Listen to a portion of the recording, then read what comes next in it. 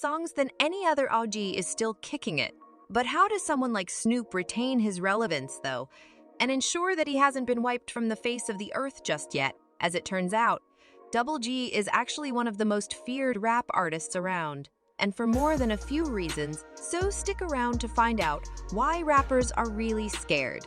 Of Snoop Dogg, you should interact with us. Let's start with Snoop's criminal record. Snoop is unlike any other rapper in the industry. Although he came up from the streets, he actually had a loving mother and stepfather right next to him who tried their best to keep him on the straight and narrow. As such, the legendary icon only fell into the wrong crowd when he was 19, resulting in his first ever arrest. It is in respect of a felony drug possession charge, as well as another for holding with the intention of selling, since the drug in question was cocaine. And the word on the street was that Snoop was a low-level member of the Roland Crips. It wasn't difficult to find a judge who would convict him, but this wasn't the last time that Snoop would find a name for himself in the California courtroom. In fact, drug possession with the intention to sell was nothing compared to what he was accused of 3 years later. You see, although he was essentially acquitted of the charge, Snoop found himself in the midst of a pretty intense murder trial. This was the result of a bout of gang violence that Snoop was involved in back in 1993, which saw him being slapped with a first-degree murder charge, according to reports, driving a Jeep at the time with his bodyguard and long friend McKinley Lee, otherwise known as Malik.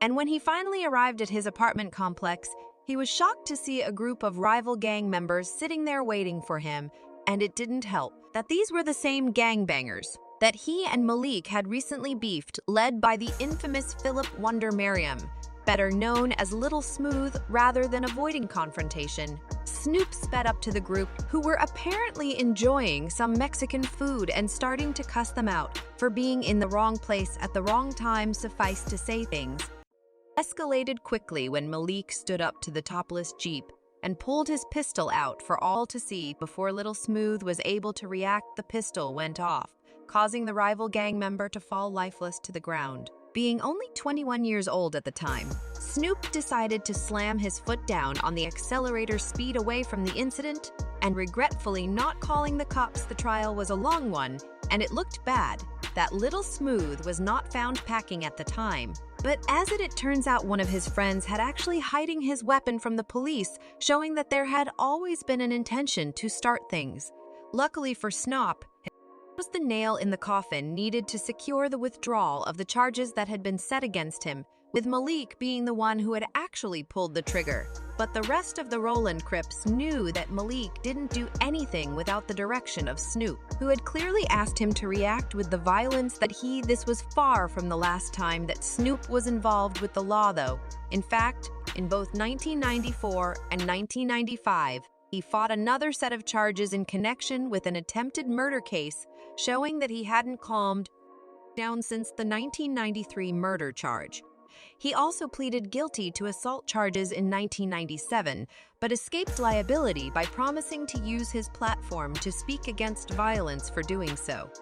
He got off scot-free with just 3 years of probation in 2002, were then a big year for Snoop. It looked like he had turned over a new leaf by indicating to his fans that he had given up both drugs and women, but this didn't stop things from getting a bit hairy. Next year, when he was implicated in a civil rape case that is being said, Snoop quickly countersued the plaintiff for extortion, causing the both of them to drop their cases and carry on as if nothing had happened. Snoop also has a history of being banned from airports after having a string of misunderstandings take place. He was banned from flying on British Airways after he and his entourage started a fight and used a disturbing amount of threatening language. While on the scene, he was also detained in John Wayne Airport in 2006 for carrying a collapsible police baton in his bag. Just a few months later, in October, he was arrested at Bob Hope Airport in Burbank for being in possession of both marijuana and a firearm, a situation which didn't stop him from doing the same in November. After performing on The Tonight Show, suffices to say Snoop has always been ready for a fight with some form of weapon on him, and the fact of the matter is that he isn't at all scared to elevate things to the level of intense violence. So it's really no wonder why other rappers avoid beefing. With a dog, as this would probably be the last thing they would ever do, literally Snoop has more success than any other OG on the scene, but it's really more than that. As much as people fear him for what he has done and continues to do, rappers tend to take a wide berth from the because of how successful he is. Not does he have a lucrative music career, has also made a name for himself by doing voice work for mainstream video games like Call of Duty, created an Olympic commentary alongside Kevin Hart, which hit new degrees of virality, a number of podcasts as high as a kite, and has gone on to make a cameo in some of the greatest movies of all time. Suffice to Snoop is an absolute legend of the industry, and it goes without saying that his fan base would do anything to make him happy for speaking out against celebrities he has beefed with, to intentionally attempting to cancel them in an effort to bring an end to the beef and, to a certain extent, social media. Death is a lot more damning to celebrities and influencers alike. The threat of physical violence. You can recover from a physical attack after all, but in some instances, a cancellation can cause you to lose your livelihood. Double G might be a tad unhinged. That being said, Snoop has calmed down in recent years, even admitting to the fact that he regrets being so misogynistic. When he was younger, he even squashed a beef that had been brewing between him and Eminem when he refused to acknowledge the white rapper as being one of the top 10 lyricists in the world, claiming that it was the fact that he was with Dr. Drew that got him the place on the list. But not all beefs and boots of misogyny have come to an end. Back in 2014, for example, he went on to post a picture of an albino homeless woman with cornrows, captioning it "Iggy Azalea no makeup." And while the rest of the world was rolling on the floor, laughing, an Australian fancy singer was not about to take the jab lying down. She hid back at Snoop on Twitter, calling him two-faced. In her own words, "Every time I've ever spoken to you, you've always been nice as hell. I'm disappointed you'd be such an ass for no reason." And while everything seemed to be over, Snoop came back for a vengeance in an offensive video in which he said the following to Iggy: "With the wrong N-word, and your N-word better check you before I do you funky."